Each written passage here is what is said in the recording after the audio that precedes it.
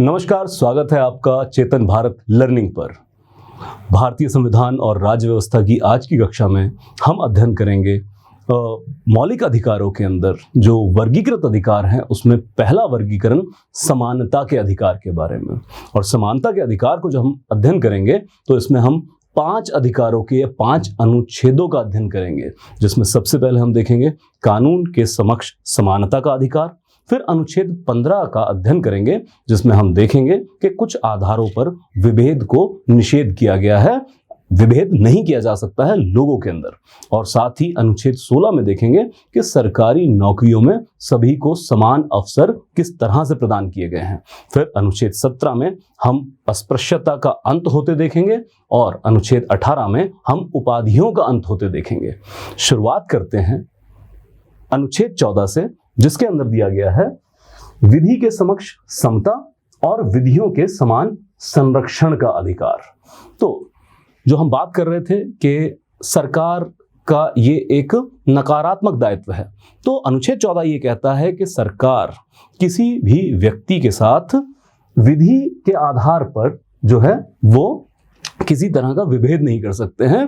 कानून सबके लिए बराबर होगा, विधि सब पर बराबर लागू होगी और इसी के साथ सभी लोगों को विधियों का समान संरक्षण भी प्रदत्त किया जाएगा। अब ये 2 अवधारणाएं हैं, इसको ये भी समझ लें कि जो विधि के समक्ष समता की अवधारणा है, ये इंग्लैंड से हमने प्रभावित होकर या प्रेरित होकर ली है, इसको यूके कह दिया जाता है। और साथ ही याद रखें कि जब हम बात करते हैं विधियों के समान संरक्षण की, तो इसको यूएसए के संविधान से प्रेरित होकर माना जाता है। मतलब हमारे यहाँ अनुच्छेद एक ही है और 2 देशों की अवधारणाओं को सम्मिलित किया गया है एक ही अनुच्छेद के अंदर, ताकि हम वृहद स्तर पर एक समता मूलक समाज स्थापित कर सकें। यहाँ पे ये भी देख लें कि 5 अनुच्छेदों के द्वारा जो एक गंतव्य की ओर हम जाने की कोशिश कर रहे हैं, 5 रास्ते जरूर हैं मगर गंतव्य एक है, वो है समाज में वृहद स्तर पर समानता स्थापित करनी, एक समता मूलक समाज का निर्माण करना है। अब बात करते हैं विधि के समक्ष समता की। तो याद रखें, यह जो अवधारणा है यह बताती है कि कानून की नजर में सब बराबर होंगे। किसी भी व्यक्ति को या किसी भी समुदाय को किसी आधार पर किसी भी तरह के विशेषाधिकार नहीं दिए जाएंगे। विशेषाधिकारों का पूर्णतः अभाव होगा। सभी लोग कानून के समक्ष बराबर ही माने जाएंगे, बराबर ही उनको ट्रीट किया जाएगा। और इसी के साथ जो भी व्यक्ति हैं ये कानून के समक्ष सब बराबर रहेंगे। ये जो अवधारणा आती है, ये आती है एवी डाइसी के विधि के शासन नियम से, इससे ही व्युत्पन्न मानी जाती है।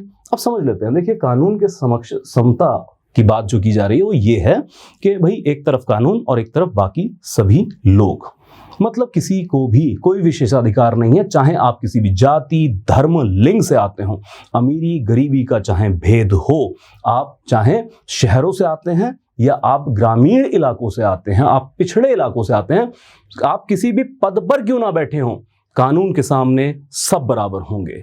मतलब कि एक ही भारतीय दंड संहिता और सभी लोगों पर वो लागू होगी। मतलब कि हत्या का आपराधिक कृत्य चाहे अडानी साहब करें या राजू रिक्शेवाला करें, सभी के ऊपर एक ही भारतीय दंड संहिता, उसी की धाराओं को लगाया जाएगा और एक ही हमारे यहाँ पर न्यायालय होंगे जिसमें ये केस चलाया जाएगा और एक ही सामान्य तरीके से सबको सजाएं की जाएंगी जो भी उनके आपराधिक कृत्य की बनती हैं कानून के अंदर। तो इसके द्वारा जो हम कहना चाहते हैं वो ये है कि कानून का शासन होगा, जो स्वामी है वो कानून होगा, कोई व्यक्ति स्वामी नहीं हो सकता है। आप किसी भी ऊंचे पद पर बैठे हो, आप खुद कानून के समक्ष समान ही माने जाएंगे। हमने प्रस्तावना पढ़ी थी तो हमने कहा था सभी व्यक्तियों के सम्मान की सुरक्षा की जाएगी। ये कानून का शासन सभी व्यक्तियों के सम्मान को सुरक्षा भी प्रदान करता है, किसी को कोई विशेष अधिकार नहीं होगा। थोड़ा सा समझ लेते हैं कि विधि के शासन से क्या मतलब है, जो एवी डाइसी का था, जिससे विधि के समक्ष समता की अवधारणा व्युत्पन्न होती है। तो जब हम बात करते हैं विधि का शासन, तो ये एक बड़ी अवधारणा है जिसके तहत ये कहा गया कि देखिए कोई भी व्यक्ति कानून से ऊपर नहीं हो सकता है। देश में चाहे राज कोई भी कर रहा हो, चाहे वो प्रधानमंत्री है, राष्ट्रपति है, राजा है, सभी एक बड़े कानून के अधीन ही काम कर रहे होंगे। जैसे हमारे यहाँ पर हम मानते हैं संविधान सर्वोच्च है, आप चाहे राष्ट्रपति हैं, आप चाहे मुख्यमंत्री हैं, चाहे प्रधानमंत्री हैं, जितनी सीमाएं आपके ऊपर लगाई गई हैं आपके कार्यक्षेत्र में संविधान के द्वारा, आप उन सीमाओं के अंदर रहते ही कार्य करेंगे, उनसे बाहर जाकर कार्य नहीं करेंगे। आप कानून से ऊपर नहीं हो सकते हैं। अब इस धारणा के मुख्य बिंदु क्या हैं? एक तो ये कि किसी भी व्यक्ति को जब सजा की जाए तो उन सबके ऊपर समान कानून लागू किए जाएं। ऐसा ना हो कि जो आपके यहाँ उच्च पदों पर हैं या फिर जाति के आधार पर या फिर धर्म के आधार पर उनको ऊंचा माना जाता है तो उनके लिए अलग कानून हो और बाकी आम जनता के लिए अलग कानून। कुछ उच्च पदों पर बैठे लोगों के लिए अलग न्यायालय, आम जनता के लिए अलग न्यायालय। इस तरह की व्यवस्था नहीं होनी चाहिए। आम कानून और आम ही न्यायालय हो जहां पर सभी व्यक्तियों को कानून के समक्ष बराबर ही प्रतीत किया जाए। अब दूसरा, जब भी किसी व्यक्ति को सजा करनी हो तो सजा मनचाहे तरीके से नहीं हो सकती है। कानून के उल्लंघन पर ही किसी व्यक्ति को सजा की जाएगी। मतलब ऐसा नहीं जैसे पुराने वक्त में था कि राजा को अगर कोई व्यक्ति पसंद नहीं है तो उसको उठा के काला पानी में डाल दिया जाए।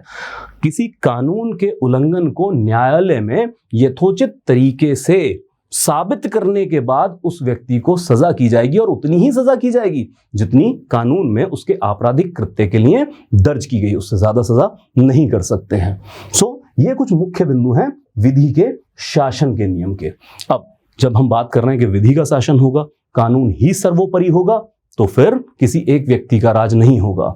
जैसे अगर मैं एक अंग्रेजी के वक्तव्य से आपको समझाने की कोशिश करूं तो अब हम जानते हैं कि इंग्लैंड क्योंकि परंपराओं पर आधारित एक राज्य व्यवस्था है, लिखित कानून तो उनका है नहीं, तो वहां पर कई तरह की परंपराएं, कई तरह के वक्तव्य थे जिनको कानून का रूप दे दिया जाता था। जैसे एक वक्तव्य बड़ा वहां पर विख्यात रहा किसी जमाने में, आज तो नहीं है, कि रेक्स लेक्स चलता था।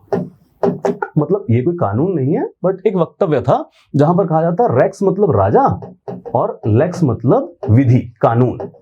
मतलब कुछ ऐसी चीजें कि राजा ही कानून है।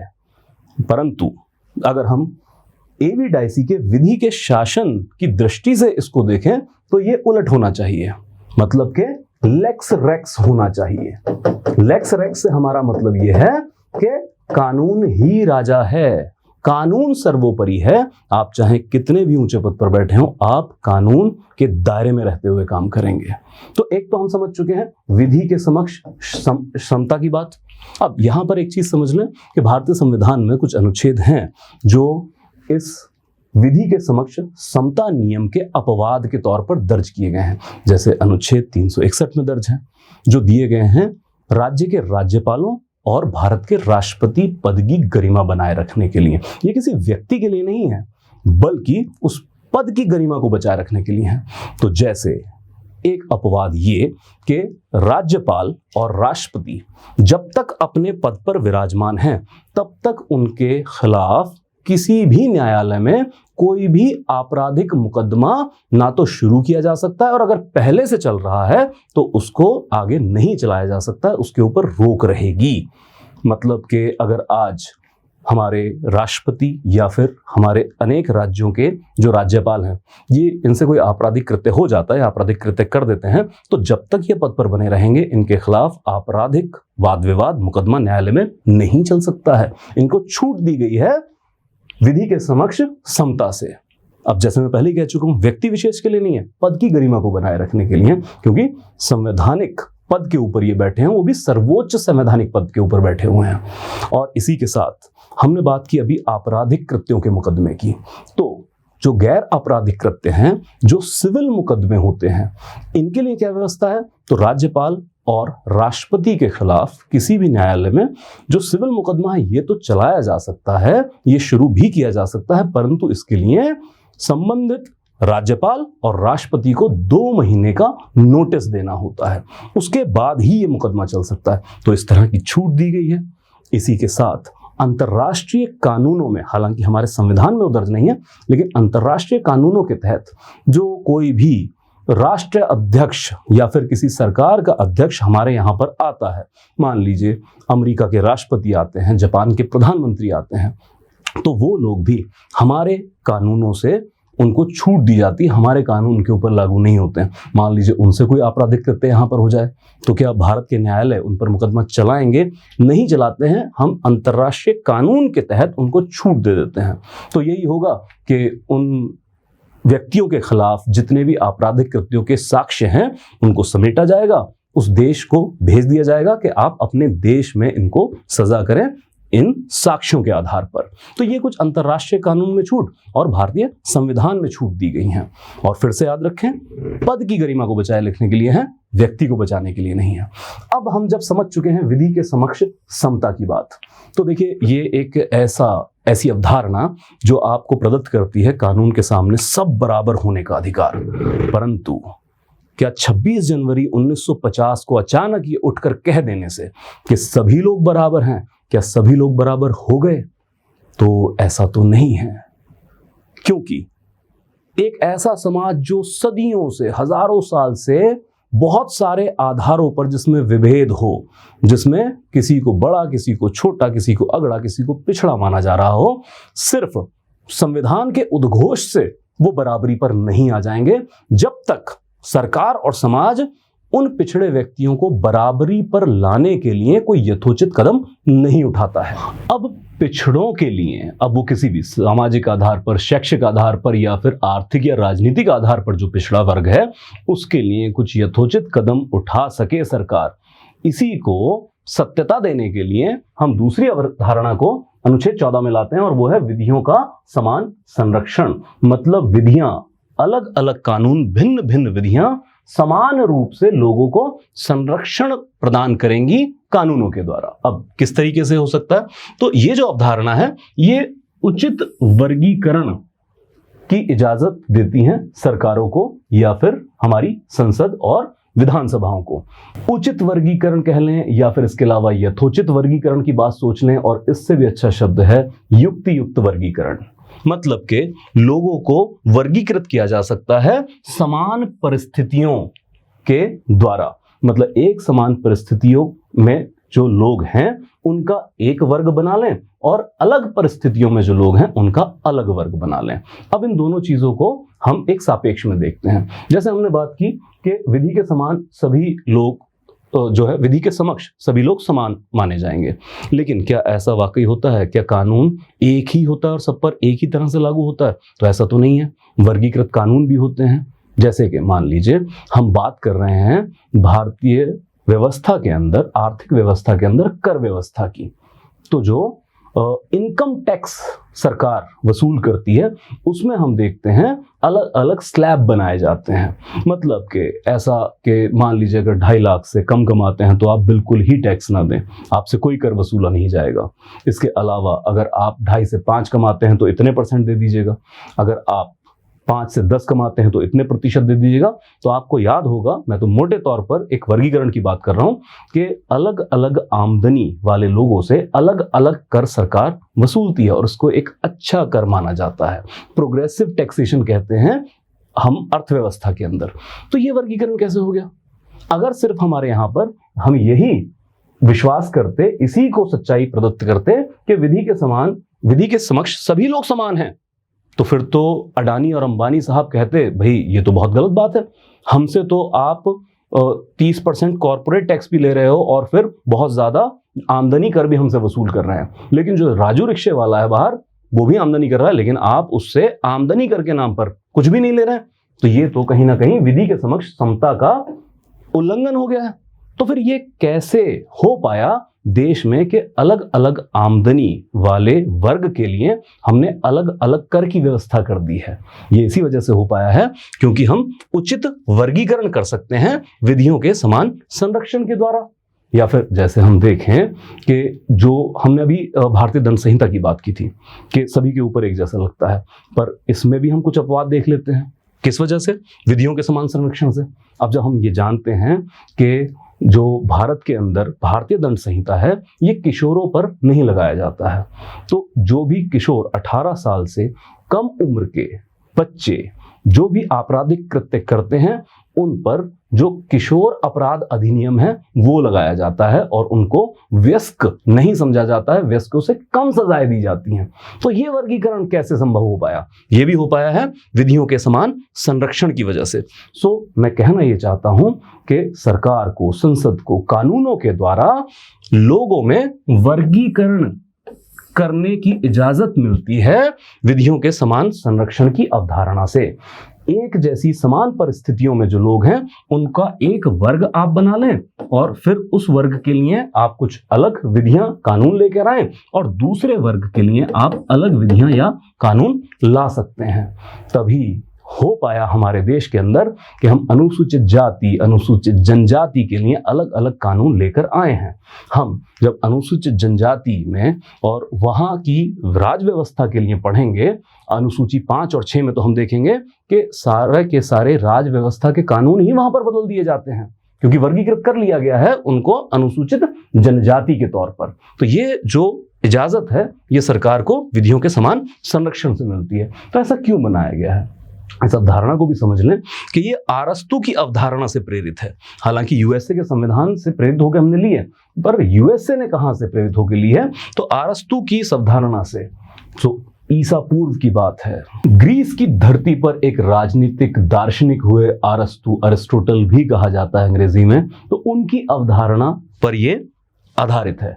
तो अरस्तू की अवधारणा ये थी कि जो मानव समाज है ये स्वाभाविक तौर से ही असमान है। स्वाभाविकता है असमानता की मानव समाज के अंदर। तो कोई अपनी आर्थिक स्थिति की वजह से ऊपर या नीचे हो सकता है। समाज में वर्गीकरण होते हैं, कोई जाति के आधार पर, कोई लिंग के आधार पर, कोई धर्म के आधार पर। इस बहुत सारे आधारों पर समाज का वर्गीकरण है और मानव समाज स्वाभाविक तौर पर, स्वभाव से ही असमान है। इसको आप समान नहीं कह सकते हैं। और इसके ऊपर भी बात ये कि अगर असमान व्यक्तियों पर, जो समुदाय व्यक्तियों के असमानता के आधार पर खड़े हैं, अगर कानून उनको समान ही समझने लगा तो ये अपने आप में असमानता को, विषमताओं को और विसंगतियों को बढ़ाने वाला होगा। जैसे मैं पूरी सम्मान और पूरी विनम्रता के साथ एक उदाहरण के तौर पर स्पष्ट करना चाहता हूं कि समाज में भिन्न भिन्न आधारों पर लोगों का वर्गीकरण है। उसमें से एक वर्गीकरण का आधार यह हो सकता है कि एक शारीरिक तौर पर सक्षम व्यक्ति और एक शारीरिक तौर पर असक्षम व्यक्ति, या जिसको हम दिव्यांग भी कहते हैं। मैं पूरी विनम्रता से उदाहरण दे रहा हूं। मैं कहीं पर भी ये नहीं कह रहा हूं कि शारीरिक तौर पर जो असक्षम व्यक्ति है, जिसको दिव्यांग कहा जाता है, क्योंकि ये सारी शब्दावली सरकारी तौर पर इस्तेमाल की जाती है, मैं ये नहीं कह रहा हूं किसी भी तरह से कमतर हैं, उनके पास अपनी प्रतिभा है। परंतु हम वर्गीकरण को तो साफ देख पा रहे हैं, भेद को साफ देख पा रहे हैं। समान तो नहीं कह सकते हैं दोनों को सभी आधारों पर। तो इन दोनों वर्गों में समानता लाने के लिए कुछ ना कुछ यथोचित कदम सरकार को उठाने पड़ेंगे, कुछ फैसिलिटीज देनी पड़ेंगी शारीरिक तौर पर अपंग व्यक्ति को या फिर दिव्यांग व्यक्तियों को।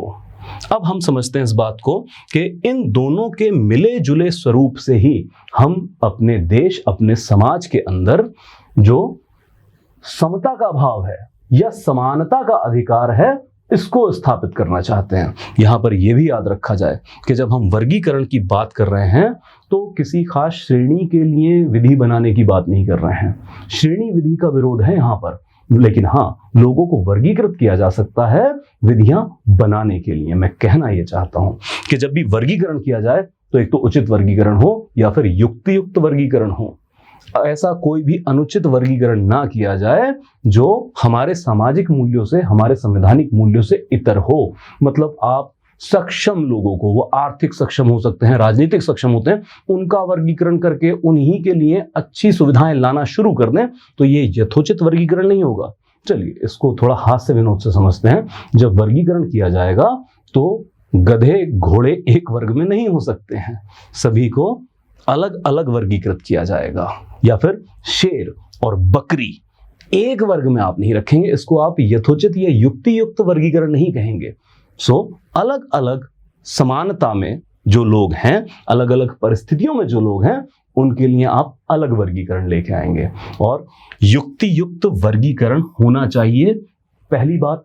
और दूसरी बात, जो भी वर्गीकरण द्वारा आप विधियों का संरक्षण दे रहे हैं, इस संरक्षण का कोई ना कोई यथोचित वास्ता होना चाहिए, संबंध होना चाहिए, जो उद्देश्य प्राप्ति आप चाहते हैं। तो उद्देश्य प्राप्ति के लिए भी आपको एक संबंध स्थापित करना होगा, जो भी संरक्षण आप प्रदान करना चाहते हैं। जैसे हम बात करें, आपने बना दिया गरीबों का एक वर्गीकरण कि 1 लाख से कम आमदनी वाले, सालाना आमदनी वाले जो लोग हैं, उनका एक वर्ग है।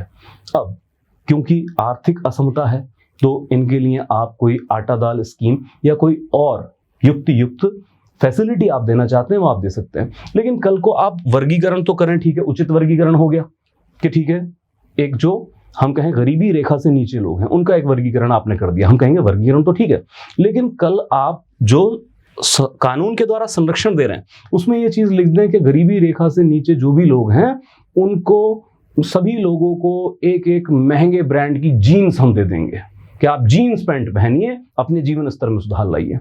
तो ये जो आप संरक्षण दे रहे हैं विधि के द्वारा, इसका तो आपके उद्देश्य की पूर्ति से कोई संबंध ही नहीं है। जीन्स पैंट पहन के क्या ही गरीबी दूर कर लेंगे वो अपनी। हाँ, अगर आप कुछ बेसिक आमदनी उनको देते हैं या फिर नरेगा जैसा रोजगार आप उनको देते हैं, उसमें अधिकार शामिल करते हैं उनका, तब हम कहेंगे कि उचित वर्गीकरण के साथ साथ आपके संरक्षण जो मिल रहे हैं उस वर्ग को, उसका यथोचित संबंध है उद्देश्य प्राप्ति से। और उद्देश्य यही कि याद रखें, अगर आप अनुच्छेद 14 को पूर्ण रूपेण समझना चाहते हैं, तो राज्य में, समाज में वितरणात्मक न्याय को स्थापित करने के लिए हम अनुच्छेद 14 लेकर आए हैं। अब अगर अनुच्छेद 14 हमें अच्छे से समझ में आ गया है, इसकी अवधारणा समझ में आ गई है, तो आगे के अनुच्छेद हमें बहुत अच्छे से समझ में आएंगे। खासकर जब हम अनुच्छेद 16 के अंदर हम आरक्षण नीति की बात करेंगे सरकारी नौकरियों के अंदर, तो याद रखें उसका भी जो जन्म हो रहा है, उसकी जननी भी विधियों के समान संरक्षण से ही सरकार को प्राप्त होती है। आगे चलते हैं और देखते हैं कि अनुच्छेद 15 में क्या है। अनुच्छेद 15 आपसे सीधी सीधी बात करता है और कहता है कि कुछ आधारों पर विभेद का प्रतिषेध किया जाता है। राज्य किसी भी व्यक्ति के साथ धर्म, जाति, वंश, लिंग या जन्म स्थान के आधार पर भेदभाव नहीं कर सकता है। 5 आधार जिन पर राज्य किसी के साथ भेदभाव नहीं करेगा। परंतु समस्या यह थी कि संविधान सभा में बात यह की गई कि भाई चलिए, इन आधारों पर राज्य भेदभाव नहीं करेगा, परंतु इन आधारों पर सबसे ज्यादा भेदभाव तो खुद समाज करता है। समाज के भिन्न भिन्न समुदाय, भिन्न भिन्न व्यक्ति एक दूसरे समुदायों से, व्यक्तियों से, कहीं धर्म के आधार पर, तो कहीं जाति, तो कहीं वंश, तो कहीं लिंग या फिर जन्म स्थान के आधार पर भेदभाव करते हैं। अब इसको कैसे रोका जाए? तो अनुच्छेद 15 को एक व्यापक स्तर दिया गया कि ना तो राज्य ही भेदभाव करेगा और फिर समाज के अंदर कोई व्यक्ति या संस्था भी इन आधारों पर भेदभाव नहीं कर सकती है किसी के साथ। यदि कोई व्यक्ति या कोई संस्था इन आधारों पर किसी व्यक्ति के साथ भेदभाव करती है, तो उसको भी अनुच्छेद 15 का उल्लंघन माना जाएगा। और अनुच्छेद में बाकायदा उदाहरणों के तौर पर भी स्पष्ट किया गया, जैसे कि ये कहा गया कि सार्वजनिक स्थानों पर, दुकानों पर, होटलों पर, स्नान घाटों आदि पर भेदभाव की पूर्णतया रोक होगी। सार्वजनिक स्थान, वो चाहे आज के सार्वजनिक स्थान हो, आधुनिक सार्वजनिक स्थान हो, जैसे हो सकता है कोई पार्क हो टहलने के लिए, या फिर जो हम शहर उधर शहर देखते हैं, कांच की इमारतें, मॉल बनते चले जा रहे हैं, तो यहां पर भी ये चाहे आपकी प्राइवेट संस्थाएं हैं, निजी संस्थाएं हैं, इन सार्वजनिक स्थानों पर भी किसी भी व्यक्ति के साथ धर्म, जाति, वंश, लिंग या जन्म स्थान के आधार पर भेद नहीं किया जा सकता है। तो इन 5 आधारों पर भेदभाव का प्रतिषेध किया गया है। आगे देख लेते हैं, इसमें यह दिया गया है, जब हम अनुच्छेद 15 के क्लॉज 3 की बात करते हैं, तो महिलाओं और बच्चों के लिए विशेष प्रावधान ला सकते हैं। देखिए, क्योंकि ऊपर लिखा है लिंग के आधार पर भेदभाव नहीं होगा, तो ऐसा ना हो जाए कहीं कि महिलाओं को आप कोई भी विशेष अधिकार ना दे पाएं, क्योंकि अभी पीछे याद रखें कि समान संरक्षण भी दिया जाएगा विधियों के द्वारा। तो उसी से उपजी, उस अवधारणा से उपजी जो एक बात है वो ये है कि महिलाओं और बच्चों के लिए विशेष प्रावधान ला सकते हैं। तब कोई व्यक्ति ये नहीं कहेगा कि सरकार लिंग के आधार पर भेदभाव कर रही है। इसी के साथ अनुसूचित जाति, अनुसूचित जनजाति सहित नागरिकों के सामाजिक और शैक्षिक रूप से पिछड़े वर्गों के लिए भी विशेष प्रावधान लाए जा सकते हैं। तब कोई ये नहीं कहेगा कि जाति के आधार पर सरकार भेदभाव कर रही है। आगे चलते हैं तो शैक्षिक संस्थानों में अनुसूचित जाति, अनुसूचित जनजाति सहित सामाजिक और शैक्षिक रूप से पिछड़े नागरिकों के लिए भी विशेष प्रावधान लाए जा सकते हैं। हम शैक्षिक संस्थानों में विशेष प्रावधान की बात कर रहे हैं पिछड़ों के लिए। आगे चलते हुए 103 संवैधानिक संशोधन 2019 द्वारा आर्थिक रूप से पिछड़े वर्गों के लिए भी यही सारी सुविधाएं प्रदत्त की गई हैं। मतलब आर्थिक रूप से पिछड़े वर्ग के लिए भी कोई भी विशेष प्रावधान लाए जा सकते हैं और खासकर शैक्षिक संस्थानों में भी विशेष प्रावधान लाए जा सकते हैं। वो कम अंकों पर दाखिला हो सकता है या फिर कम फीस हो सकती है या कुछ फ्री किताबें बस्ते भी हो सकते हैं। और जब हम शैक्षिक संस्थानों की बात कर रहे हैं तो यह विद्यालय भी हो सकता है, यह महाविद्यालय भी हो सकता है, यह विश्वविद्यालय भी हो सकता है। अब ये जरूर याद रखें कि ये जो प्रावधान, ये जो उपबंध लगाए गए हैं अनुच्छेद 15 में, ये इनकी जननी क्या है? इनकी जननी हमने देखा है, जो हम बात कर रहे हैं विधियों के समान संरक्षण की, वहां से उपजती हैं। एक मैं विनती आपसे और करूंगा, कई बार मैंने मुख्य परीक्षा के जब हम उत्तरों को चेक करते हैं तब ये देखा है कि कई बार जो आकांक्षी हैं वो ये लिख देते हैं कि यह जो उपबंध है यह अपवाद के तौर पर है। अपवाद ना लिखें इसको, बल्कि आप ये कहें कि यह मुख्य अनुच्छेद को लागू करने के लिए एक संबल का काम करते हैं। देखिए, अपवाद वो होता है जो मुख्य, जो आपकी प्रोविजन है, जो मुख्य आपका प्रस्ताव है, उससे इतर कुछ कर रहा हो। यहां पर जब हम बात करते हैं पिछड़ों के लिए विशेष अधिकारों की, या फिर हम बात करते हैं महिलाओं और बच्चों के विशेष प्रावधानों की, तो यह जो मुख्य उद्देश्य अनुच्छेद 15 का, उसकी उल्लंघना नहीं कर रहा है, बल्कि मुख्य उद्देश्य को ही मजबूत कर रहा है। मतलब के जो विभिन्न आधारों पर विभेद किया गया है, उस विभेद को खत्म करके एक समतामूलक समाज का निर्माण कर रहा है। मैं कहना यह चाहता हूं कि जरा सोच कर देखें, एक ऐसा समाज जो सदियों से बटा हुआ था, समाज का एक ऐसा हिस्सा जिसको पढ़ने की इजाजत नहीं थी, मतलब कि कुछ ऐसा वर्ग, गांव आए तो गांव के दरवाजे बंद, घरों के दरवाजे बंद, स्कूल गए तो स्कूलों के दरवाजे बंद, यहां तक के मंदिर गए तो भगवान के दरवाजे बंद। हम जानते हैं जाति के आधार पर, लिंग के आधार पर ऐसी कई कुरीतियां थीं, आज तक भी मौजूद हैं। सिर्फ जाति के आधार पर नहीं, लिंग के आधार पर भी भेदभाव था और है। सबरीमाला मंदिर का जो सारा वाद विवाद है, जो सर्वोच्च न्यायालय का निर्णय है, उसको हम सभी जानते हैं। तो उन कुरीतियों को दूर करके समाज में एक समता मूलक मूल्यों की स्थापना की जा सके, उसके लिए अनुच्छेद 15 काम करता है। तो ये अपवाद नहीं है, वरन जो आपका मुख्य उद्देश्य अनुच्छेद 15 के तहत, उसी को मजबूती प्रदान करता है। अब आगे समझते हैं अनुच्छेद 16 और समझेंगे लोक नियोजन में के विषय में अवसर की समता। मतलब कि सरकारी नौकरियों में सभी लोगों को बिना किसी भेदभाव के समान अवसर प्रदत्त किए जाएं। और जब हम बात कर रहे हैं बिना किसी भेदभाव के, तो किन आधारों पर भेदभाव नहीं किया जा सकता है, अनुच्छेद 16 प्रदान करता है। 5 तो वही आधार जो अनुच्छेद 15 में थे, और इसके साथ निवास की बात भी करता है, जैसे कि धर्म, जाति, लिंग, जन्मस्थान, वंश और निवास के आधार पर कोई भेदभाव नहीं हो सकता है। जैसे निवास की हम बात करें तो कर्नाटक का कोई व्यक्ति आके मध्य प्रदेश में भी नौकरी ले सकता है। मध्य प्रदेश में ये विधि नहीं बनाई जाएगी कि सिर्फ मध्य प्रदेश के ही लोगों को सरकारी नौकरी मिलेगी, या तमिलनाडु का कोई व्यक्ति आकर हिमाचल में या फिर कर्नाटक में सरकारी नौकरी कर सकता है। इसके आधार पर विभेद नहीं किया जा सकता है। अब समझें ये कि एक और अनुच्छेद 16 में बात लिखी गई है कि संसद योग्यता के रूप में निवास के लिए कानून बना सकती है। अब अभी हम बात कर रहे थे कि निवास के आधार पर भेदभाव नहीं होगा, अब लिख दिया संसद ऐसा कानून बना सकती है कि किसी क्षेत्र में, किसी राज्य में सरकारी नौकरी प्राप्त करने के लिए निवास भी एक योग्यता है। तो जो जिसके पास वो योग्यता नहीं होगी उसको सरकारी नौकरी नहीं मिलेगी। तो यहाँ ये जरूर गौर कर लें कि ये जो उपबंध जोड़ा गया था, यह 7वें संवैधानिक संशोधन 1956 के द्वारा जोड़ा गया था। अब 1956 में देश में क्या हो रहा था, तो हम अपनी भाग पहले की कक्षा याद करें तो हमने देखा था 1956 में फजल अली कमीशन की रिपोर्ट के ऊपर राज्यों का पुनर्गठन किया जा रहा था। बहुत सारे पुराने राज्य टूट रहे थे, नए राज्य बन रहे थे। तो सिर्फ उस समय की मांग को देखते हुए कि एक राज्य में वहीं के रहने वालों को सरकारी नौकरियां मिलें ताकि एक बार राज्यों का पुनर्गठन सही तरीके से हो जाए, इसके लिए संसद को ये शक्तियां दी गई थी।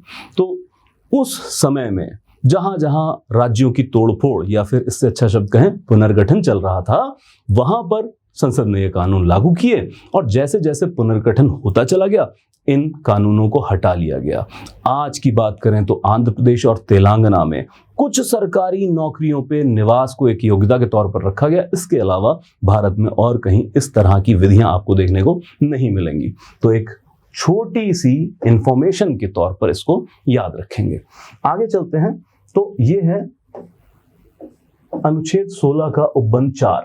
अब इसमें क्या किया गया है, राज्य पिछड़े वर्गों के लिए सेवाओं की नियुक्ति में आरक्षण नीति ला सकती है जिनका राज्य के अधीन सेवाओं में पर्याप्त प्रतिनिधित्व नहीं है। अब इसी उपबंध को माना जाता है आरक्षण नीति की गंगोत्री कि यहां से सरकार को, संसद को, राज्य सरकारों को शक्तियां मिलती हैं जिससे सरकारी नौकरियों में विभिन्न वर्गों के लिए आरक्षण नीति सरकार ला सकती है। लेकिन इसके शब्दों पे जरूर गौर करें कि राज्य उन पिछड़े वर्गों के लिए, जिसमें अनुसूचित जाति और जनजाति तो शामिल हैं ही, परंतु उन पिछड़े वर्गों के लिए आरक्षण नीति लाएगी सरकारी नौकरियों में जिन पिछड़े वर्गों का सरकारी नौकरियों में प्रतिनिधित्व समान रूप से नहीं हो पाया है या उनका प्रतिनिधित्व कम है। मतलब पिछड़ों में भी कहीं ना कहीं अति पिछड़ों की बात हो रही है। अब यहां से हम आगे समझेंगे भारत के अंदर सरकारी नौकरियों में जो आरक्षण नीति है उसका उद्भव क्या है और आज की स्थिति क्या है, और फिर सर्वोच्च न्यायालय के कुछ निर्णयों द्वारा जो आरक्षण नीति है उसकी समीक्षा करने की भी कोशिश करेंगे। आगे चलते हैं तो इसी अनुच्छेद में प्रमोशन में भी आरक्षण प्रदत्त किया गया है। मतलब एक बार तो नियुक्ति के वक्त आरक्षण का लाभ मिलेगा और आरक्षण नीति के ही तहत प्रमोशन में भी जब पदोन्नति होती है तो पदोन्नति में भी आरक्षण का लाभ दिया जाएगा। हालांकि हम आगे बात करेंगे, यह भी जो मूल संविधान था उसमें नहीं था, 77वें संवैधानिक संशोधन से जो कि 1995 में हुआ था उसके द्वारा यह उपबंध अनुच्छेद 16 में जोड़ा गया था। तो इंदिरा साहनी का निर्णय देखेंगे फिर इसकी बात करेंगे। फिर आते हैं आगे ले जाने का नियम, कैरी फॉरवर्ड रूल्स के अंदर है जिसको हम बैकलॉग कह देते हैं। मतलब कि मान लीजिए किसी एक वर्ष में यदि जो आरक्षित सीटें हैं वो पर्याप्त मात्रा में नहीं भर पाई हैं, वो सीटें खाली रह गई हैं, तो उस वर्ष में यह आरक्षित सीटें अनारक्षित सीटों में नहीं कन्वर्ट की जाती हैं, उसमें नहीं बदली जाती हैं। इन आरक्षित सीटों को खाली रखा जाता है अगले साल की भर्ती के लिए। लेकिन याद रखें अगले साल की जो भर्ती होगी उसमें अनारक्षित सीटों से इन आरक्षित सीटों को नहीं काटा जाएगा। 50-50% वाला फॉर्मूला है, ये अलग से जोड़ी जाएंगी। अगले साल की भर्ती में पहले जितनी भी सीटें उनको 50-50 बांटा जाएगा। अभी तक तो 50% था, हालांकि अब EWS आर्थिक रूप से पिछड़े का भी आ गया तो वो जो संख्या है वो बदल चुकी है। परंतु सिर्फ मैं ये कहना चाहता हूं कि आरक्षित सीटें यदि किसी वर्ष में खाली रह जाती हैं तो अगले साल की भर्ती में जाती हैं, लेकिन ये अलग से जोड़ी जाती हैं। जो उस साल की भर्ती है उनकी सीटों से काटी नहीं जाएंगी। आगे चलते हैं तो धार्मिक संप्रदायों या संस्थानों में पद धारण करने का प्रावधान। मतलब ऐसे धार्मिक संस्थान जो सरकार की देखरेख में या कहें सरकार के द्वारा ही संचालित हैं तो वहां पर इससे छूट दी गई है। मतलब मान लीजिए कोई ऐसा मंदिर है या कोई ऐसी मस्जिद है जिसको सरकार चला रही है या सरकार का कोई एस्टेब्लिशमेंट बोर्ड चला रहा है, तो वहां पर ऐसा लॉ लाया जा सकता है, ऐसा कानून लाया जा सकता है कि जो मुख्य पुजारी होंगे वो हिंदू धर्म से ही होंगे या फिर जो काजी साहब हैं, मौलवी साहब हैं, ये इस्लाम धर्म या इस्लाम संप्रदाय से ही होंगे, क्योंकि ये धार्मिक भावना को सुरक्षित करने की बात की गई है। और इसके बाद फिर आते हैं 103 संवैधानिक संशोधन 2019 के द्वारा, जब आरक्षण नीति के अंदर आर्थिक रूप से पिछड़े वर्ग के लिए 10% सीटों को आरक्षित कर दिया गया सभी सरकारी नौकरियों में। अब तक हम अनुच्छेद 16 की बात कर रहे थे। इसको और बेहतर तरीके से समझने के लिए हम आरक्षण नीति का एक दर्शन करते हैं, उसका एक अध्ययन करते हैं। तो इसको समझें कि आजादी के बाद से ही जो आरक्षण नीति सरकारी नौकरियों में लाई गई, उसमें 15% अनुसूचित जाति के लिए और 7.5% अनुसूचित जनजाति के लिए सरकारी नौकरियों में पद आरक्षित कर दिए गए। ये आजादी के तुरंत बाद लागू कर दी गई थी और इस आरक्षण व्यवस्था को हमारा समाज, हमारी राजनीति अच्छे से अंगीकृत कर चुकी थी। इसको लेकर कोई भारी हंगामा नहीं था। सो प्रत्यक्ष तौर पर हंगामा आरक्षण नीति को लेकर कब शुरू होता है हमारे समाज, हमारी राजनीति के अंदर? तो वर्ष आता है 1979 और उस वर्ष भारत सरकार एक दूसरा पिछड़ा वर्ग कमीशन बिठाती है, जिसको विख्यात तौर पर जाना जाता है बीपी मंडल कमीशन के नाम से। अब बीपी मंडल आयोग 1979 में इस बात के लिए बिठाया जाता है कि एक तो ये बताइए कि भारत में अनुसूचित जाति और जनजाति के अलावा कितने ऐसे वर्ग हैं जिनको हम पिछड़ा वर्ग कहेंगे, अन्य आधारों पर पिछड़ा वर्ग है, और फिर इस पिछड़े वर्ग के लिए सरकार क्या यथोचित कदम उठाए जिससे ये पिछड़ा वर्ग अपने पिछड़ेपन से निकले और आगे आ सके, मूल धारा में शामिल हो सके, मुख्य धारा में शामिल हो सके। सो इस आयोग की सिफारिशें ये थी कि सबसे पहले इन्होंने 3743 जातियों को पिछड़ा वर्ग करार दे दिया। मतलब जो मूल वजह थी पिछड़ेपन की, वो जातिगत आधार पर थी। 3743 जातियों को पिछड़ा वर्ग कहा गया। अन्य पिछड़ा वर्ग, अनुसूचित जातियां और अनुसूचित जनजाति तो पहले से थे, अब ये एक अलग से वर्ग बना दिया गया है। और साथ ही ये कहा गया कि सरकारी नौकरियों में इन अन्य जातियों के लिए, अन्य पिछड़ी जातियों के लिए 27% पदों को आरक्षित कर दिया जाए। परंतु इस बीपी मंडल कमीशन की रिपोर्ट को उस वक्त लागू नहीं किया गया। 1980 में इंदिरा जी सरकार में आएंगी, उन्होंने लागू नहीं किया। 84 के अंत में राजीव गांधी जी सत्ता संभालेंगे, उन्होंने भी लागू नहीं किया। साल आया 1990। इस आयोग की रिपोर्ट को 10 से 11 साल गुजर चुके हैं, एक दशक गुजर चुका है।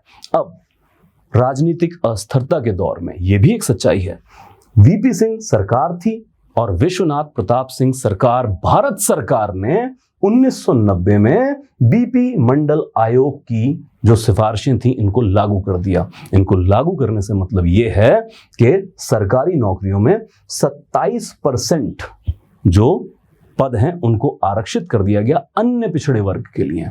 अब इसको समझ लेते हैं, हंगामा क्यों हुआ इस बात को लेके। 15% अनुसूचित जातियों के पक्ष में, 7.5% अनुसूचित जनजातियों के पक्ष में, और अब 1990 में 27% पद सरकारी नौकरियों में आरक्षित कर दिए गए अन्य पिछड़ा वर्ग के लिए। अब जो आरक्षण नीति है, इसके तहत जो आरक्षित पद हैं वो 50% से भी ऊपर चले गए, क्योंकि कुछ अन्य आधारों पर भी पद आरक्षित किए जाते हैं। जैसे हो सकता है कि कुछ खेल वाला कोटा होता है, इसके अलावा कुछ स्वतंत्रता सेनानियों वाला कोटा होता है, और फिर कुछ दिव्यांग कोटा भी होता है। तो अगर उन सबको मिला के एक दृष्टि में देखें तो 50% से ऊपर चला गया। अब इसको लेके भारत के विद्यालयों, विश्वविद्यालयों, सड़क, संसद, हर जगह हंगामा होता है। अब इस सब के बीच में कुछ लोग ये तय करते हैं कि देखिए हम सुप्रीम कोर्ट में केस फाइल करेंगे, तो होगा इंदिरा साहनी जजमेंट, और इंदिरा साहनी निर्णय पर ही मूलभूत ढांचा टिका है भारत में सरकारी नौकरियों में आरक्षण नीति का। उससे पहले एक चीज और समझ लेते हैं, हम यहां तक पहुंच चुके हैं। अब इसी के साथ इस वक्त की मौजूदा सरकार, और इन्होंने 2019 में 103 संवैधानिक संशोधन किया और इसके तहत 10% सीटें आरक्षित कर दी गई हैं, 10% पद आरक्षित कर दिए गए हैं सरकारी नौकरियों में आर्थिक रूप से कमजोर वर्ग के लिए। सो कुल मिलाकर इस वक्त हम देख रहे हैं कि 60% से ज्यादा जो पद हैं सरकारी नौकरियों में, ये आरक्षित किए जा चुके हैं अनेकों अनेक वर्ग के लिए। अब ये जो अनेकों अनेक वर्ग बन रहे हैं, आप अब तक तो समझ ही चुके होंगे, इसकी भी मुख्य तौर पर जननी क्या है, तो जो हमने अनुच्छेद 14 में देखा था, विधियों का समान संरक्षण, जिसमें युक्ति युक्त वर्गीकरण, यथोचित वर्गीकरण की शक्ति मिलती है सरकार को या संसद को, उसके द्वारा ये वर्गीकरण किया गया है लोगों के बीच में, कहीं पर अनुसूचित जाति के आधार पर, अनुसूचित जनजाति के आधार पर, तो कहीं अन्य पिछड़ा वर्ग होने से, या फिर आर्थिक रूप से पिछड़ा वर्ग होने से। इसी प्रकार हम देखते हैं कि कई सारे राज्यों में अलग अलग सरकारी नौकरियों में महिलाओं के लिए भी अलग से आरक्षण नीति है। तो वो सबकी भी जननी क्या है, अगर आप देखें तो वापस जाके और आपको अनुच्छेद 14 की समझ अगर होगी तो हम समझ पाएंगे सरकार को ये शक्तियां कहां से प्राप्त हो रही हैं। अब चलते हैं इसी चीज पे आगे कि जो हम बात कर रहे हैं इंदिरा साहनी जजमेंट, इंदिरा साहनी निर्णय, और ये था बनाम भारत सरकार, और 1992 में ये निर्णय आता है। अब इंदिरा साहनी बनाम भारत सरकार में क्या हुआ, इसी 27% जो सीट रिजर्व की गई थी, इसको चुनौती दी गई अदालत के अंदर, और ये कहा कि संवैधानिक नहीं है, इसकी संवैधानिकता की जांच की जाए। और इससे क्या हो रहा है, जो अनारक्षित वर्ग है उसके साथ भेदभाव हो रहा है, सरकारी नौकरियों में उनको समान अवसर नहीं मिल रहे हैं, जो अनुच्छेद 16 का मुख्य उद्देश्य है।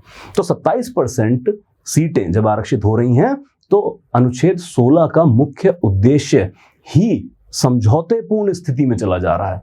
परंतु फिर जो इंदिरा साहनी निर्णय है, इसमें सर्वोच्च न्यायालय क्या कहता है, सबसे पहले ये समझ लें कि ओबीसी जो अन्य पिछड़ा वर्ग है, इसके लिए 27% आरक्षण को यथोचित मान लिया गया, उसको संवैधानिक मान लिया गया कि सरकार अनुच्छेद 16 के उपबंध 4 से इस तरह का निर्णय, इस तरह की नीति ला सकती है। तो 27% तो वो अलाउ है, तभी आज हम देख रहे हैं कि ओबीसी कोटा है सरकारी नौकरियों के अंदर। लेकिन इसी के साथ कहा गया कि अन्य पिछड़े वर्ग में कोई भी जाति आती है तो ऐसा नहीं कि सभी को उसका लाभ मिले, तो क्या किया जाए, सर्वोच्च न्यायालय के द्वारा बात यह है कि क्रीमी लेयर को बाहर कर दिया जाए आरक्षण के लाभों से। अब क्रीमी लेयर क्या है, समाज का संपन्न वर्ग, मतलब कि अगर कोई भी जाति, क्योंकि जो अन्य पिछड़ा वर्ग है इसमें जातिगत आधार पर ही वर्गीकृत किया गया था, तो ऐसा नहीं है कि कोई जाति अगर इसके अंदर आती है तो उस जाति के समस्त लोगों को आरक्षण का लाभ दिया जाए। हो सकता है उस जाति में से कुछ लोग संपन्न हों, जो पिछड़े ना हो, उनको यह लाभ ना दिया जाए। अब ये पूछा गया कि जी देखिए, क्रीमी लेयर की परिभाषा तो कहीं संविधान में है नहीं, तो फिर क्रीमी लेयर कैसे आप निर्णय लेंगे, कौन व्यक्ति क्रीमी लेयर में आते हैं। तो इसके लिए सर्वोच्च न्यायालय ने कहा कि भारत सरकार कानून बनाएगी। भारत सरकार ने 1992 में ही, 92 के अंत में नंदन कमेटी बनाई, और फिर आगे जाकर नंदन कमेटी की सिफारिशों पर क्रीमी लेयर और उसके मुख्य बिंदु तय किए कि किन आधारों पर किसी को क्रीमी लेयर कहा जाएगा। जैसे उदाहरण के तौर पर इसमें आज के वक्त जो व्यवस्था है वो ये है कि अगर किसी परिवार की सालाना आय, वार्षिक आय 8 लाख या उससे ज्यादा है तो वो क्रीमी लेयर में आएंगे, तो उनको आरक्षण का लाभ नहीं मिलेगा अन्य पिछड़ा वर्ग के द्वारा। या फिर अगर भारत के अंदर जो वैसे जाति आती अन्य पिछड़े वर्ग में है, परंतु उनके व्यक्ति भारत में ग्रुप ए या ग्रुप बी नौकरियों में हैं, तो उनके बच्चों को आरक्षण का लाभ नहीं मिलेगा। उदाहरण के तौर पर समझते हैं, मान लीजिए कोई भी जाति है एबीसी, आप कुछ भी इसको समझ लें। अब इसका एक व्यक्ति है जो कि आईएएस है, भारतीय प्रशासनिक सेवाओं में है, और दूसरी तरफ है जो एक असिस्टेंट सब इंस्पेक्टर है किसी भी राज्य पुलिस के अंदर। अब जो भारतीय प्रशासनिक सेवाएं हैं ग्रुप ए के अंदर आती हैं, और एएसआई साहब ग्रुप सी में चले जाएंगे, तो होगा क्या, ग्रुप ए और बी जो सरकारी नौकरी में उनके बच्चों को नहीं मिलेगा।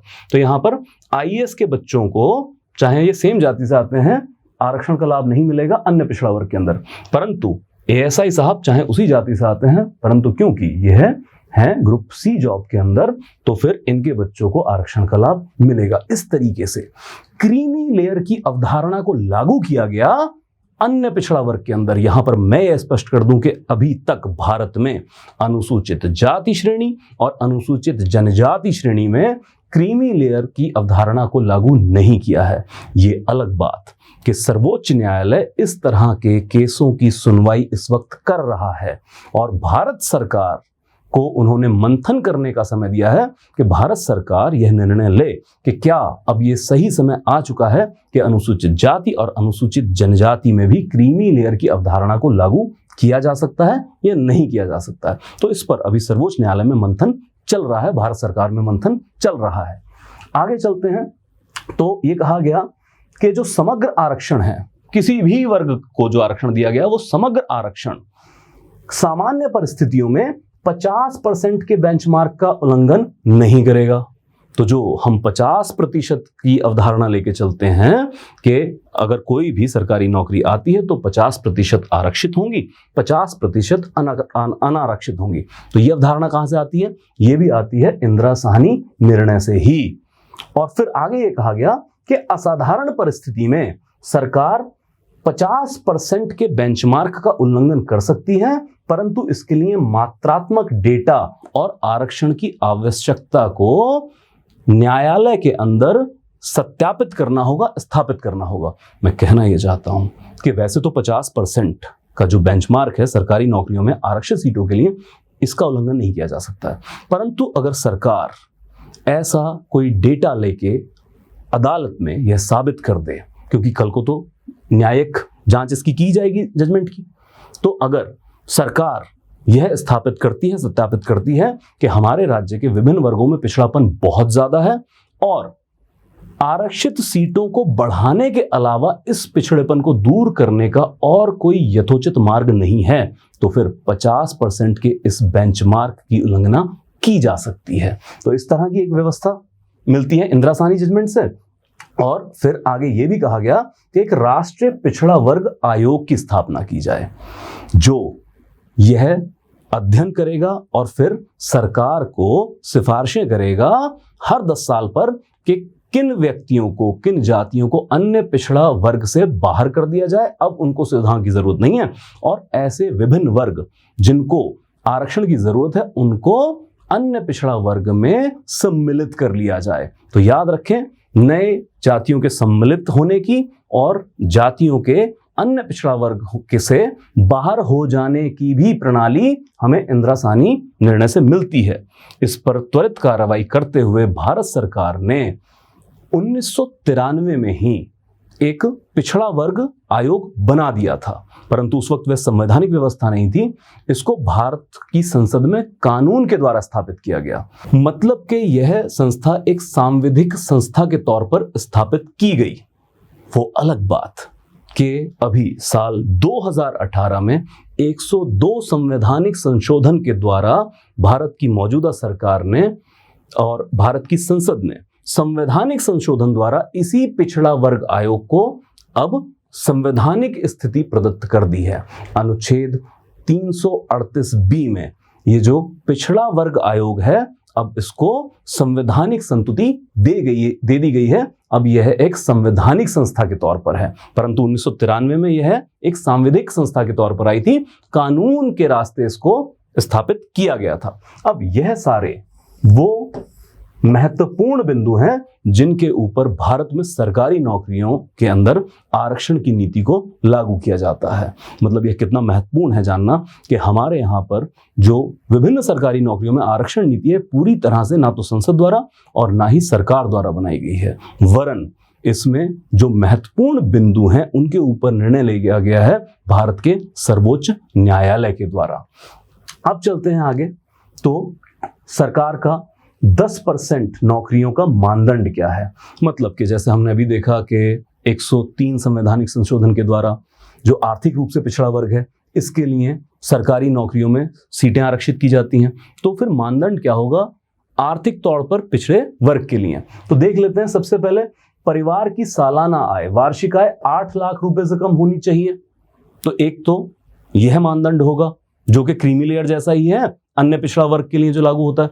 इसी के साथ यदि किसी परिवार के पास खेती योग्य भूमि है तो खेती योग्य भूमि 5 एकड़ से ज्यादा नहीं होनी चाहिए, और अगर पक्का मकान है तो 1000 स्क्वायर फीट से बड़ा पक्का मकान नहीं होना चाहिए। और इसी के साथ अगर मकान नहीं और सिर्फ प्लॉट है जहां पर आप घर बना सकते हैं, जमीन का एक टुकड़ा है, तो यदि वह ग्रामीण क्षेत्र में आता है तो 200 वर्ग फुट से ज्यादा नहीं होना चाहिए, और अगर वह शहरी क्षेत्र में आता है, नगरपालिका क्षेत्र में आता है, तो 100 स्क्वायर फीट से ज्यादा नहीं होना चाहिए। तो ये 5 मानदंड हैं जिसके आधार पर आर्थिक तौर पर पिछड़े वर्ग को व्याख्यायित किया गया है 103 संवैधानिक संशोधन 2019 के द्वारा। ये संवैधानिक संशोधनों का जो अंक है, जो क्रमांक है, ये आपने जरूर याद रखना है, प्रारंभिकी में बहुत महत्ता के साथ पूछा जाता है। अब समझ लेते हैं जो आर्थिक रूप से पिछड़े वर्ग के लिए सरकारी नौकरियों में जो सीटें आरक्षित की गई हैं, इसको जब अब सुप्रीम कोर्ट में चुनौती दी गई तो क्या निर्णय आया है, तो इसको समसामयिकी के तौर पर भी आप याद रखेंगे। तो ईडब्ल्यूएस कोटा, इसका जो विख्यात नाम है, उसको ईडब्ल्यूएस कोटा कहते हैं, आर्थिक तौर पर पिछड़े व्यक्तियों के लिए कोटा। भारत के सर्वोच्च न्यायालय में एक केस दायर किया गया, 10% जो सीटें आरक्षित की गई हैं आर्थिक रूप से पिछड़े वर्ग के लिए, कि यह संवैधानिक नहीं है, इसकी संवैधानिकता की जांच की जाए। और केस का नाम था जनहित अभियान बनाम भारत सरकार, जिसका निर्णय नवंबर 2022 में आता है। और सर्वोच्च न्यायालय की संवैधानिक पीठ 5 जजों की बेंच ने इसकी संवैधानिकता को जायज ठहराया, सही ठहराया है, और अब जो आर्थिक रूप से पिछड़े वर्ग के लिए 10% सीटें आरक्षित की गई हैं सरकारी नौकरियों में, वो जारी रहेंगी। पर हमारे लिए ये जान लेना महत्वपूर्ण है कि 5 जजों की संवैधानिक पीठ इस केस की सुनवाई कर रही थी, जिसमें 3 जजेस ने कहा है, जो 3 हमारे न्यायाधीश हैं, इन्होंने कहा है कि 10% कोटा आर्थिक रूप से पिछड़े व्यक्तियों के लिए यह ठीक है, संविधान के अनुसार है। परंतु यह जान लेना भी आवश्यक है कि 2 जो न्यायाधीश हैं भारत के सर्वोच्च न्यायालय के, और उसमें भी तत्कालीन मुख्य न्यायाधीश यूयू ललित साहब जिसमें शामिल थे, तो 2 जजेस ने इसमें असहमति की राय व्यक्त की है। और इन 2 न्यायाधीश के मुताबिक ये जो 10% पद आरक्षित किए गए हैं आर्थिक रूप से पिछड़े वर्ग के लिए, यह न्यायोचित नहीं है, संवैधानिक मान्यताओं के अनुसार नहीं है।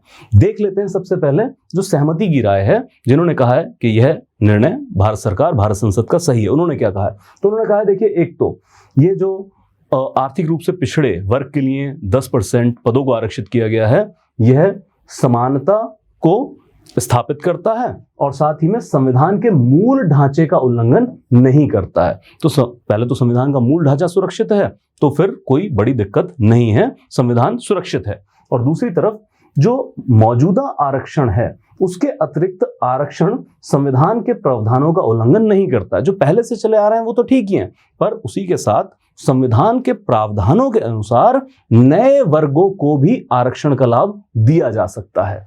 इसी के साथ 1992 में जो इंदिरा साहनी फैसला आया था सर्वोच्च न्यायालय का, उसमें जो 50% का नियम बनाया गया था कि जो समग्र आपकी सीटें हैं, समग्र पद हैं, उसमें आरक्षण 50% से ज्यादा नहीं होना चाहिए सामान्य अवस्था के अंदर, तो वो खुद अनम्य नहीं था, मतलब कि उसको भी बदला जा सकता है परिस्थितियों के अनुसार। और साथ ही जो इंदिरा साहनी निर्णय है, यह लागू होता था अनुसूचित जाति, अनुसूचित जनजाति, इसी के साथ सामाजिक और शैक्षिक आधार पर पिछड़े वर्गों के लिए और साथ ही में अन्य पिछड़े वर्गों के लिए। क्योंकि आप जानते हैं जो इंदिरा साहनी जो केस था, वो मुख्य तौर पर जो संबंध रखता था, वो अन्य पिछड़े वर्ग के समुदायों की आरक्षण नीति से संबंध रखता था।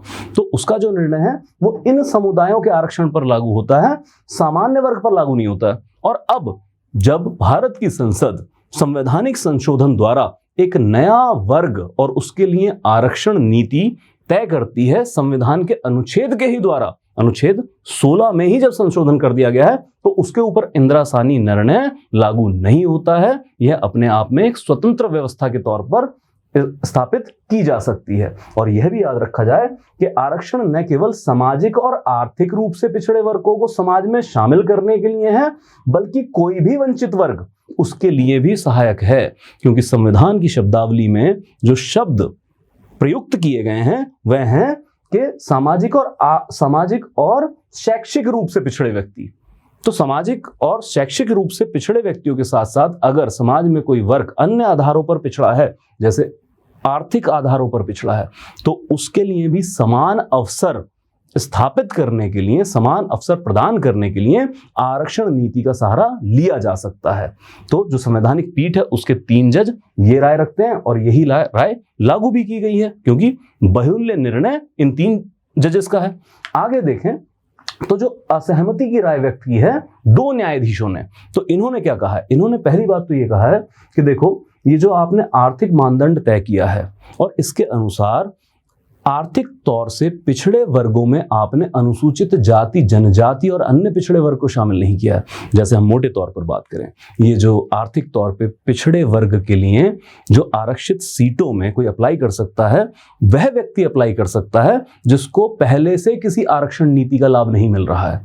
मतलब धर्म, जाति वगैरह इसमें कोई इस तरह का आधार तो नहीं है। वो किसी भी धर्म से व्यक्ति हो, मुसलमान हो, ईसाइयत से हो, या फिर पारसी, बौद्ध, जैन, हिंदू, किसी भी धर्म से हो। परंतु यह भी लाजिम है कि यदि किसी व्यक्ति को पहले से किसी आरक्षण नीति का लाभ सरकारी नौकरियों में मिल रहा है या फिर वह लाभार्थी है किसी भी पुरानी आरक्षण नीति का, तो उसको आर्थिक रूप से पिछड़े वर्ग के जो आरक्षित सीटें हैं इसका लाभ नहीं मिल सकता है। तो आपने जो वंचित कर दिया है अनुसूचित जाति, जनजाति को, यह अन्याय है, यह समानता के अवसर प्रदान नहीं करता है। और दूसरा, जो आपने इंदिरा साहनी की जो निर्णय था केस का, और 50% का जो बेंचमार्क था, आपने उसको बिल्कुल ही वायलेट कर दिया है। मतलब कि उसकी पूर्णतया उल्लंघना है। और अब इंदिरा साहनी जजमेंट, काफी सारे न्यायविद कहते हैं कि अब पूरी तरह से इररेलेवेंट हो चुकी है, अब वो न्याय संगत नहीं रही है देश के अंदर। तो ये गलत है और आगे चल के ये उल्लंघन बहुत सारे और उल्लंघनों का मार्ग खोल देगा। मतलब जैसा कि हम जानते हैं कि भारत के अंदर लगभग सभी जातियां सामाजिक और राजनीतिक तौर पर संगठित हैं, बस उस संगठन की शक्ति के प्रदर्शन करने मात्र की देर है। तो हम जानते हैं वो चाहे गुजरात के पटेल हों और चाहे हम देखें तो उत्तर भारत का जाट समुदाय हो, या फिर राजस्थान का जो बैंसला साहब की अध्यक्षता में एक बड़ा आंदोलन चल रहा था गुज्जर समाज का। मतलब देखिए, मैं किसी जाति को इंगित करके उसका तिरस्कार करने की कोशिश नहीं कर रहा हूं, मैं सिर्फ भारत में अलग अलग जातियों के जो आरक्षण की मांग है उसकी तरफ इशारा कर रहा हूं। तो इस तरह से अनेकों अनेक जातियां संगठित होंगी, वो फिर आपके सामने प्रदर्शन और मांग रखेंगी। तो ऐसे तो सरकारों के ऊपर दबाव बनने का मार्ग खुल जाएगा, जिससे समाज में अनुभागों का विभाजन होना शुरू हो जाएगा। ये मैं नहीं कह रहा हूं, सर्वोच्च न्यायालय का निर्णय कह रहा है। अब जब हम इस देश में लागू आरक्षण नीति को, सरकारी नौकरियों में आरक्षण नीति को अच्छे से समझ चुके हैं, उसके सारे महत्वपूर्ण अंगों का अध्ययन कर चुके हैं, तो कुछ बात और समझ लेते हैं कि फिर क्या कमियां या फिर क्या इसकी उपलब्धियां हैं। तो ये याद रखें कि सर्वोच्च न्यायालय के अनेकों अनेक निर्णय में ना सिर्फ आरक्षण नीति को सही ठहराया गया है वक्त पर, जैसे कि इंदिरा साहनी जजमेंट में 27% कोटा उसको यथोचित कह दिया गया, या फिर अभी जो हम देख रहे हैं आर्थिक रूप से पिछड़े वर्ग के लिए जो आरक्षित की गई हैं विभिन्न पद सरकारी नौकरियों में 10% सीटें, इसको भी न्यायोचित या फिर संवैधानिक संरक्षण दे दिया गया है सर्वोच्च न्यायालय के द्वारा। बट यहीं पर यह भी याद रखें कि सर्वोच्च न्यायालय और अनेकों अनेक उच्च न्यायालय द्वारा समय समय पर आरक्षण नीति की कटु आलोचना भी की गई है। जैसे कि हम बात करें तो जाट आरक्षण मामला, हम हरियाणा की बात नहीं, हम केंद्र सरकार ने जब जाट आरक्षण दिया था सरकारी नौकरियों में साल 2013 तब की बात कर रहे हैं, और जिसको सर्वोच्च न्यायालय में फिर से चुनौती दी गई थी और सर्वोच्च न्यायालय में उसको खारिज किया गया था। तो वहां पर सुप्रीम कोर्ट ने, सर्वोच्च न्यायालय ने यह भी निर्णय में कहा था कि देखिए, आप जितनी भी सरकारें हैं, वक्त वक्त पर विभिन्न पॉलिटिकल दलों की सरकारों ने आरक्षण नीति को वोट खींचने की एक मशीन के तरह इस्तेमाल किया है, और समाज में एकता और समरसता लाने के लिए जो एक युक्ति सुझाई गई थी आरक्षण नीति के द्वारा, अब उसका इतनी गलत तरीके से इस्तेमाल किया जा रहा है कि ये समाज में परस्पर विद्वेष को जन्म दे रहा है। और अगर इसी तरीके से आरक्षण नीति को लागू रखा गया मतों की गिनती के लिए, वोटों की लालसा के लिए, तो यह समाज में एकता समरसता स्थापित करने की जगह समाज में वैमनस्य फैलाने का काम करेगी। तो जरूरी यह है कि जितनी भी कमियां आरक्षण नीति में है, एक हमारे समाज की राजनीति की दिक्कत यह है कि जब ऐसे किसी मुद्दे पर बात की जाती है, वो धार्मिक मसला हो या जातिगत मसला हो, तो उस पर ज्यादातर राजनीतिक दलों का ये वक्तव्य होता है कि इसके ऊपर तो कोई बात ही नहीं की जा सकती है। पहले तो हमें ये चीज छोड़नी होगी कि बात क्यों नहीं। जैसे किसी भी सरकार की स्कीम का, किसी प्रावधान का हम वक्त दर वक्त समीक्षा करते हैं और उसमें सुधार करते हैं, तो ऐसे ही आरक्षण नीति की भी समीक्षा की और फिर सुधार की जरूरत है। और साथ ही हम एक और चीज से निकलें कि अब समय आ चुका है जब सिर्फ जातिगत आधार पर आरक्षण की संकल्पना संरचना नहीं की जा सकती है। ये भी मैं नहीं कह रहा हूं, सर्वोच्च न्यायालय का एक निर्णय है नालसा बनाम भारत सरकार में, और उसमें तो यहां तक कहा गया है कि आपको जो ट्रांसजेंडर हैं, जो तीसरे लिंग के तौर पर जाने जाते हैं, उनके आरक्षण के बारे में सोचना होगा। खुद जिस जाट केस की मैं बात कर रहा हूं, जाट आरक्षण केस की बात कर रहा हूं, उसमें भी सर्वोच्च न्यायालय ने कहा कि अब वक्त आ गया है कि सिर्फ और सिर्फ जाति मापदंड नहीं हो सकता है आरक्षण नीति बनाने का। अब वक्त है कि आप नए नए मापदंडों को तलाश करें जिनके आधार पर लोगों के पिछड़ेपन की पहचान की जा सके और सरकारी नौकरियों में आरक्षण के द्वारा उनको समानता के स्थान पर लाकर खड़ा किया जा सके। तो यह सारा है हमारे आरक्षण नीति के बारे में एक अध्ययन।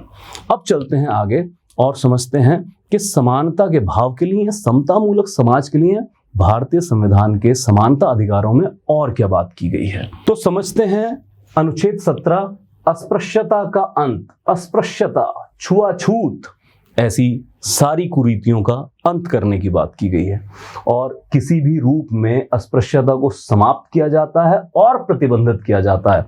और यह भी याद रखें कि भारतीय संविधान मौलिक अधिकार और इसका पहला अनुच्छेद है जो दंड का भी प्रावधान रखता है।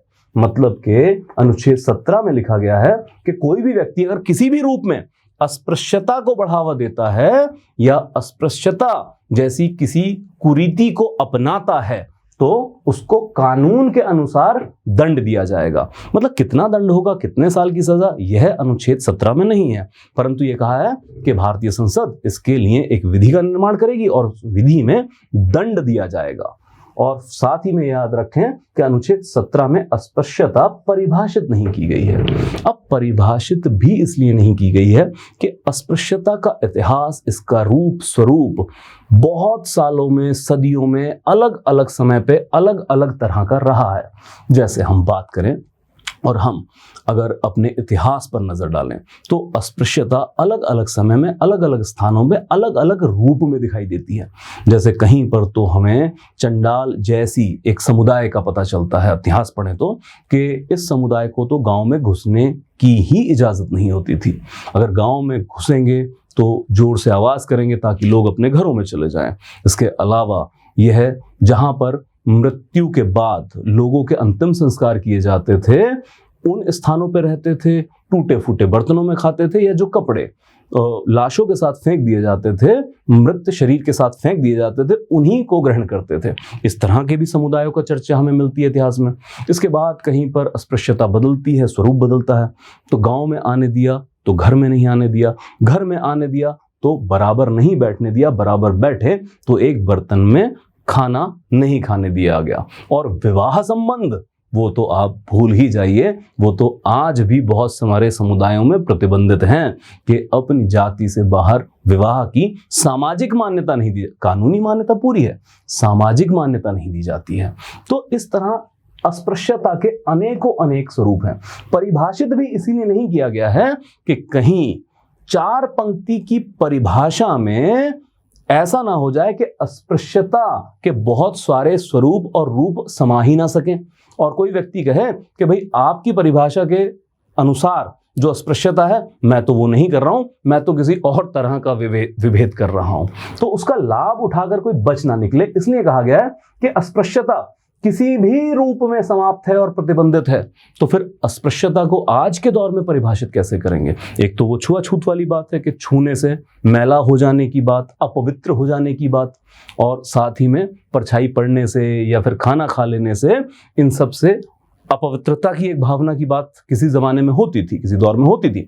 आज के दौर में क्या है, तो अनेकों अनेक उच्च न्यायालय द्वारा, सर्वोच्च न्यायालय के जो निर्णयों में कथन है, उससे हमें पता चलता है कि आज के दौर में अस्पृश्यता को कुछ यूं परिभाषित किया जा सकता है कि पहले तो 2 वर्ग हैं, जिसमें 2 वर्ग अपने आप में एक उच्च वर्ग समझता है और दूसरे को निम्न वर्ग समझता है।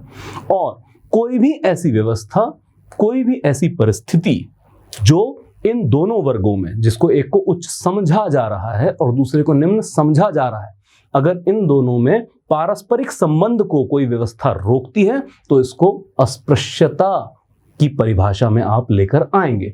मैं कहना यह चाहता हूं कि प्रेम विवाह, अगर कोई व्यक्ति प्रेम विवाह का इसलिए विरोध करता है कि योग्यता के आधार पर पति के लिए पत्नी या पत्नी के लिए पति सही नहीं है, तो ठीक है बात। लेकिन अगर कोई प्रेम विवाह का विरोध सिर्फ इस मापदंड पे करता है कि एक कहने के लिए उच्च जाति और दूसरा कोई निम्न जाति से है, तो ये अस्पृश्यता की ही बात है, अस्पृश्यता की ही एक नई रूप है हमारे पास। अब समझते हैं कि अस्पृश्यता को रोकने के लिए भारतीय संसद ने क्या क्या कानून पास किए हैं, क्योंकि कानून के अनुसार दंडनीय है। तो याद रखें कि सबसे पहले 1955 में पास किया गया था भारतीय संसद द्वारा अस्पृश्यता अपराध अधिनियम, पर यह कारगर साबित नहीं हो पाया, अस्पृश्यता नहीं रुक पाई। तो 1976 में इसी अधिनियम को संशोधित किया गया, इसमें सख्त सजाएं रखी गई, इस कानून की परिधि को बढ़ाया गया और नाम भी बदला गया, रखा गया नागरिक अधिकार संरक्षण अधिनियम। परंतु बदकिस्मती से यह अधिनियम भी पूरी तरह लागू नहीं हो पाया, लोगों को अस्पृश्यता से संरक्षण प्रदान नहीं कर पाया। तो फिर क्या किया गया, 1989 में एक और कानून संसद द्वारा प्रतिपादित किया गया, अधिनियमित किया गया। कौन सा? अनुसूचित जाति और अनुसूचित जनजाति अत्याचार निवारण अधिनियम। और यही मुख्य विधि है हमारे पास आज के दौर में, जो अनुसूचित जाति को प्रताड़ना से संरक्षण प्रदान करता है। आम जबान में हम इसी कानून को SC/ST एक्ट कह के बुलाते हैं। तो इसमें जो अस्पृश्यता के अनेकों अनेक विधियां हैं उनको परिभाषित किया गया है और फिर उनके लिए सख्त सजाओं का, जिसमें कारावास भी शामिल है, इस तरह के कानूनों को प्रदत्त किया गया है। जैसे किसी व्यक्ति को जाति सूचक शब्दों से नहीं बुला सकते हैं, जाति सूचक शाब्दिक हिंसा या जातिगत आधार पर शारीरिक हिंसा नहीं की जा सकती है। तो इस तरीके से अनेकों अनेक संरक्षण इन कानूनों द्वारा अस्पृश्यता को रोकने के लिए स्थापित किए गए हैं हमारे देश, हमारे समाज के अंदर। अब चलते हैं आगे और एक आखिरी अनुच्छेद पर नजर डालते हैं समानता के अंदर, अनुच्छेद 18, उपाधियों का अंत। और जैसे अंग्रेज सरकार करती थी कि लोगों को उपाधियां दे दो ताकि कुछ लोग अपने आप को समाज में ऊंचा और बड़ा समझें और कुछ लोग निम्न स्तर के रह जाएं। जैसे जब मैं स्कूल में था तो मैं पढ़ता था कि जितने भी गवर्नर जनरल भारत आते थे तो उन सब के नाम के साथ लॉर्ड लगा होता था, लॉर्ड वेलेस्ली, लॉर्ड मिंटो, है ना। तो मुझे लगता था कि यार ये सभी लोग एक खानदान से हैं। जैसे हमारे यहाँ पर जो उपनाम है, जो गोत्र है, वो नाम के बाद लगाने की प्रथा है, तो ये भी एक व्यवस्था है ही हमारे यहाँ पर। अब उससे क्या शर्माना, वो है व्यवस्था, जब बदलाव आएगा तब देखेंगे उसके अंदर। परंतु मुझे लगा कि यहाँ पर इनकी व्यवस्था होगी कि उपनाम ये नाम से पहले लगाते हैं। जब कुछ बड़ा हुआ, समझ आई, कुछ पढ़ाई हुई, तो पता लगा कि नहीं, ये लॉर्ड तो उपाधि के तौर पर होती थी, इनको उपाधियां दे दी जाती थी जो इनके नाम का हिस्सा बन जाते थे। अब भारतीय समाज में उपाधियों का होना, हमारी संविधान सभा ने कहा कि ये समानता के भाव के विपरीत है। ये समाज में किसी को उच्च वर्ग तो किसी को निम्न वर्ग में गैर यथोचित तरीके से विभाजित करने का काम करता है। तो फिर उपाधियां, सरकार उपाधियां नहीं देगी, सीधी बात। अब सरकार उपाधियां नहीं देगी, परंतु शैक्षणिक और सैन्य आधार को छोड़कर, मतलब सरकार शैक्षणिक या फिर सैन्य आधार पर उपाधियां दे सकती है। सैन्य आधार जैसे कि फौज या फिर जो हमारी वायुसेना है, जो इनके रैंक होते हैं, पद होते हैं, इनको कोई भी व्यक्ति अपने नाम के साथ लगाकर रख सकता है जो इन सेनाओं से आता है। और ये सेवानिवृत्ति के बाद भी उस पद को अपने नाम का हिस्सा बना के रख सकते हैं। जैसे आम तौर पर आपने कभी सुना होगा कि ब्रिगेडियर मनोज हैं या कैप्टन विक्रम बत्रा हैं। तो इस तरह जो पद हैं, सैन्य पद, ये नाम का हिस्सा हो सकते हैं। इनको उपाधियों के तौर पर इस्तेमाल किया जा सकता है।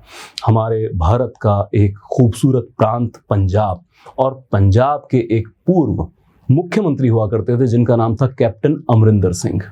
अब ये जो व्यक्तित्व है ये बड़ा सही है इस उदाहरण के लिए।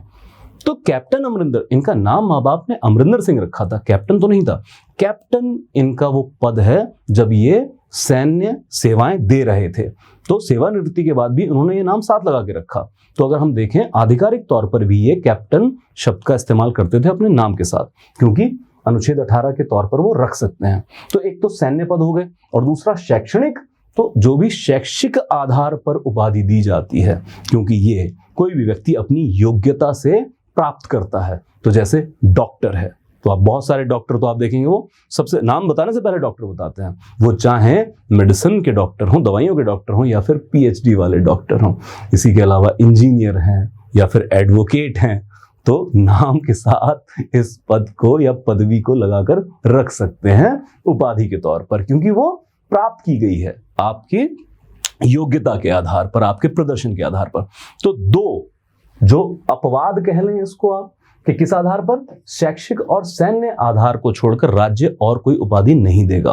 तो जो अंग्रेजों के जमाने में चलता था, जैसे कि किसी को राजकुमार, राजकुमारी, महाराज अधिराज, ठीक है जी, नवाब बहादुर, जंग बहादुर, इस तरह के नाम उपाधियां दी जाती थी। जैसे एक और व्यक्तित्व हैं भारतीय इतिहास में, जो नाम था राजा राम मोहन राय।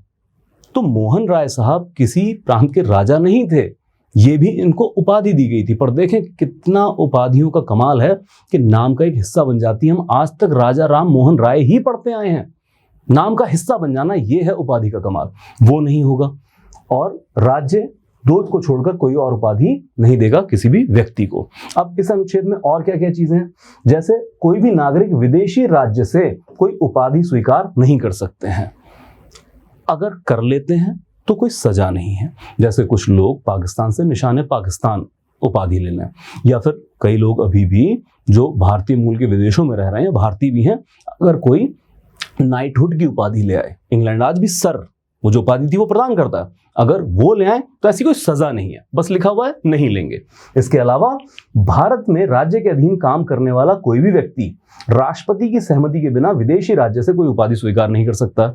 मतलब आप कल जब लोक सेवाओं में होंगे और आपकी सेवाओं से प्रसन्न होकर कोई विदेशी राज्य, कोई और देश आपको कोई उपाधि देना चाहे, तो आपको सबसे पहले राष्ट्रपति की अनुमति लेनी होगी, तब वो उपाधि आप ग्रहण कर सकते हैं। और साथ ही भारत की राज्य सेवाओं के अधीनस्थ कोई भी पद पर सुशोभित व्यक्ति किसी भी विदेशी राज्य से आप कोई खिताब, कोई उपाधि तो छोड़ दीजिए, कोई तोहफा भी तब तक अनुग्रहित नहीं कर सकते हैं जब तक आप राष्ट्रपति की अनुमति ना ले लें।